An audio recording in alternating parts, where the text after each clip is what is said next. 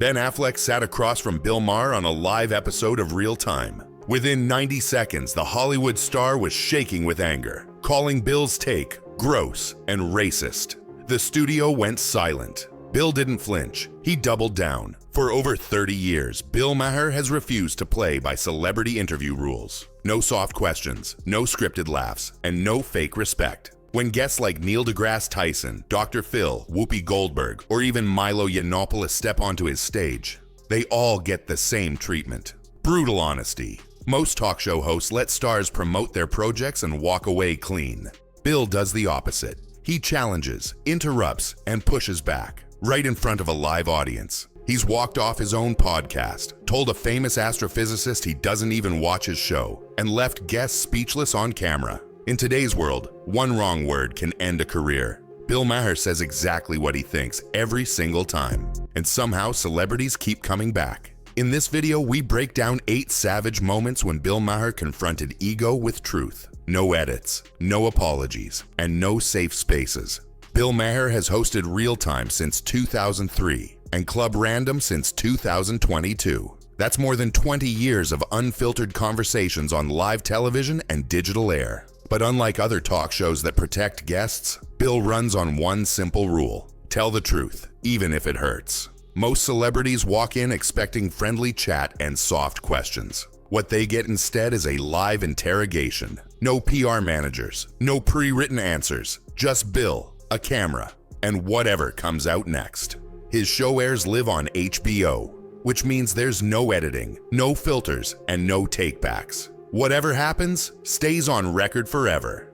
That setup forces guests to be honest, or it exposes them trying not to be. When someone dodges, Bill cuts through, instantly. While hosts like Jimmy Fallon or James Corden laugh at everything a guest says, Bill does the opposite. He'll interrupt mid-sentence, call out a contradiction, and keep pressing until the truth surfaces. But here's the key. Bill doesn't attack for fun. His confrontations are planned, precise, and purposeful. Every one of them targets a single thing: intellectual dishonesty. And the first person to feel it? A man who built his fame on science and logic. Until Bill tested both. On Real Time, Bill Maher sat across from Neil deGrasse Tyson, debating an article from Scientific American. The topic? Why men and women perform differently in sports. The article claimed it was all about bias, not biology. Bill called that idea absurd. Neil defended the magazine. That's when the tension snapped. Neil tried to calm the debate by saying the editor no longer worked there. Bill leaned in and asked, "Why can't you just say this isn't scientific?" Silence followed. Then Bill read the exact line from the article. Inequity between male and female athletes is a result not of biology, but of bias. He called it nuts and unscientific. Neil tried to pivot, mentioning long-distance swimming, where women sometimes have advantages. Bill didn't let it slide. He fired back. First of all, you don't watch this show, so you don't know that. Just don't bully me. That's the one thing people can't ever do on this show. Neil tried to move on. Bill didn't. He ended the exchange cold. "I'm going to file you under part of the problem." The audience froze. That debate wasn't just about science. It was about truth versus comfort. And this was only the warm-up round. Bill Maher joined John Lovett on Pod Save America to talk about gender-affirming care for minors. Bill's stance was clear. Kids shouldn't make life-changing medical decisions. John disagreed, calling Bill's views harmful. From the start, it wasn't a conversation. It was a clash. John kept interrupting, mocking, and cutting off Bill mid-sentence. Bill tried to explain his reasoning, calmly, logically, directly. John wouldn't let him finish a single thought. At one point, Bill said promoting gender ideology too aggressively can feel like entrapment, pushing ideas onto people who might not have gone that way naturally. John snapped back. "You're saying being trans is like being recruited?" Bill didn't hesitate. "That's glib and stupid." The room went tense. Most people would have backed down. Bill didn't. After being interrupted yet again, he stood up. John looked confused. "You're just going to leave?" Bill replied, "Yeah, I'm just leaving." And then he walked out. No drama, no yelling. Just silence. And an empty chair. Mic drop. Podcast over. And that wasn't the last time Bill turned a talk show into a showdown. On Club Random, Bill Maher sat down with actor Jon Cryer. What started as a calm chat quickly drifted into the transgender debate. John defended the idea that transgenderism isn't being overpromoted. Bill disagreed, firmly. John didn't just argue. He talked over Bill, framed his points as right-wing propaganda, and accused him of pushing the danger to your children narrative. Bill let him finish, then struck back with one perfect line. "Deep programmer, please come in."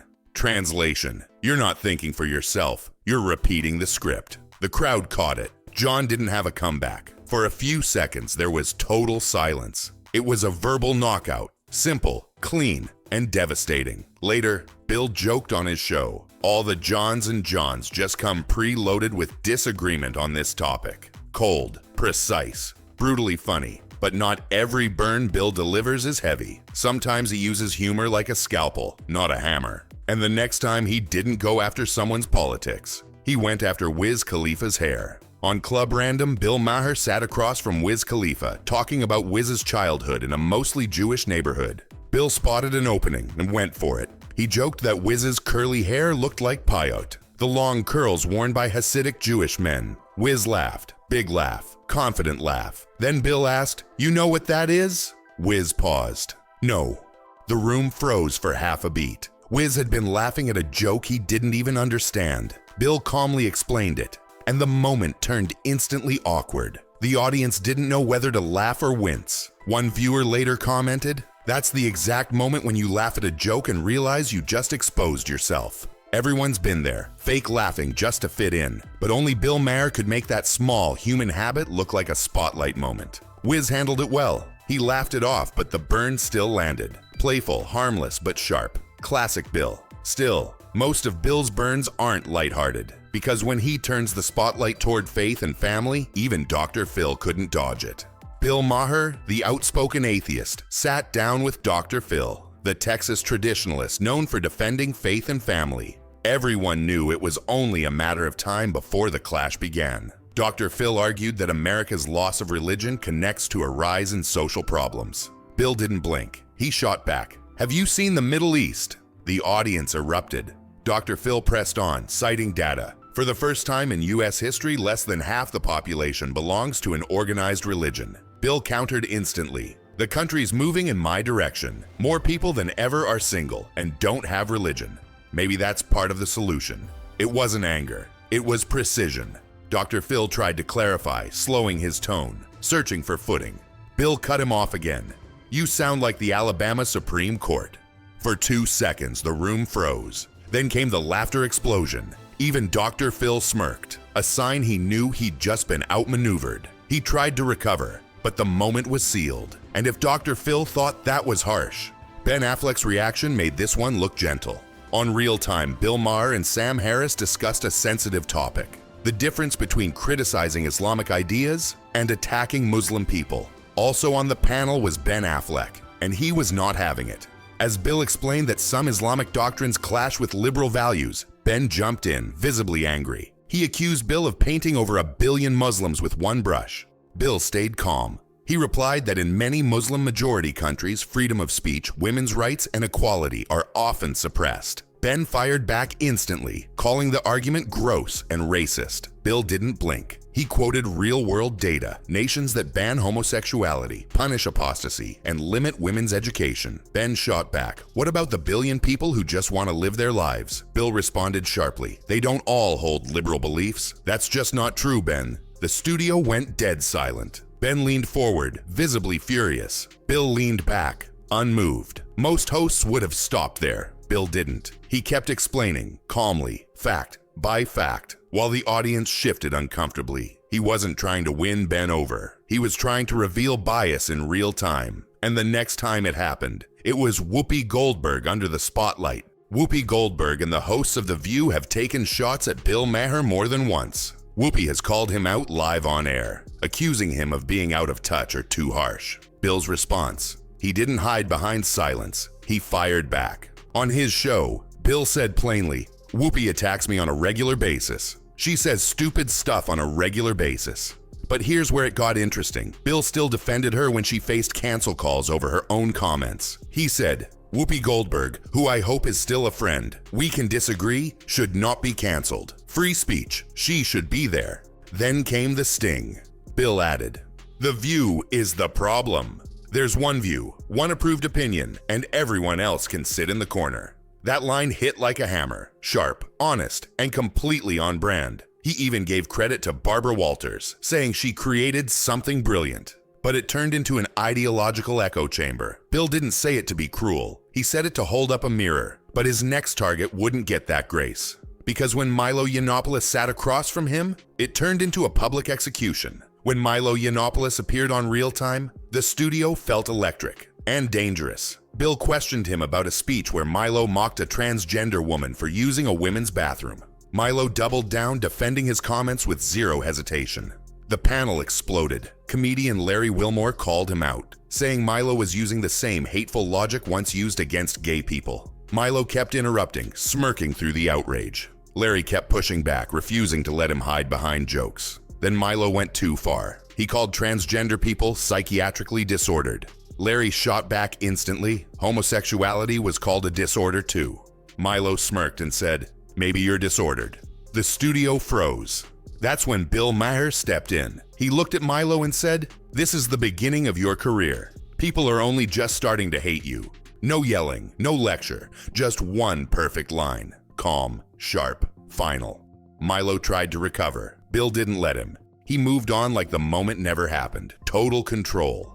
And that single exchange captured everything Bill Maher stands for. Free speech, without free passes. Bill Maher doesn't challenge celebrities just to get laughs. He does it to expose contradictions, hypocrisy, and lazy thinking hiding behind polished public images. Every exchange follows a pattern. Ask a direct question, demand a direct answer, and refuse to let guests deflect or dodge. In a media world full of safe interviews and carefully approved talking points, Bill stands out as one of the last unfiltered voices left on television. While other hosts toss softball questions, Bill throws fastballs and waits to see who can handle them. He's been doing this since 1993, starting with Politically Incorrect.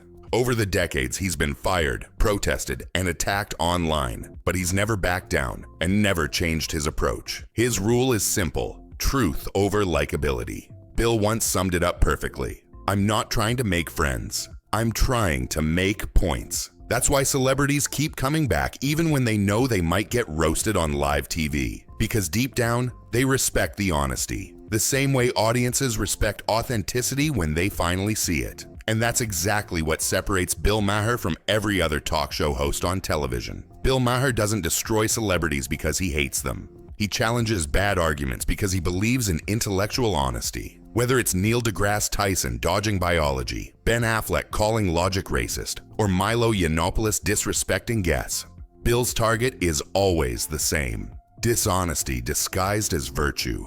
People think his clashes are about ego. They're not. They're about accountability. In a world where celebrities control their image through PR teams and carefully manage social media, Bill's studio is the one place they can't rewrite the script.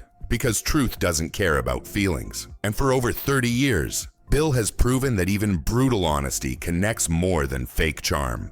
Audiences are tired of rehearsed apologies and pretend debates. They want real. The proof is in the silence. When Neil freezes, Ben shakes, John Lovett watches Bill walk out, and Milo smirks in defeat. Those weren't fights. They were moments of clarity. Ben Affleck left that night angry. Not because Bill was cruel, but because Bill was right. And in that silence, the truth landed. So the real question isn't whether Bill is too harsh. It's whether the rest of the media has become too soft. Bill Maher has spent over 3 decades refusing to follow celebrity interview rules. He's challenged scientists, movie stars, TV hosts, and political firebrands. And every time he's walked away with his integrity intact. That's not luck.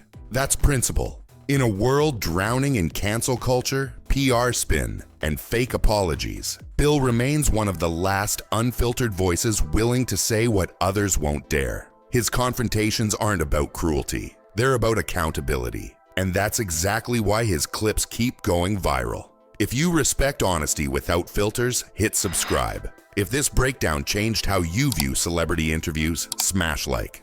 And turn on notifications. Because we're dissecting the moments mainstream media won't show you. Now tell us in the comments, which Bill Maher roast was the most savage? Ben Affleck, Neil deGrasse Tyson, Milo Yiannopoulos. Let's debate. Because truth doesn't need approval. It just needs to be said.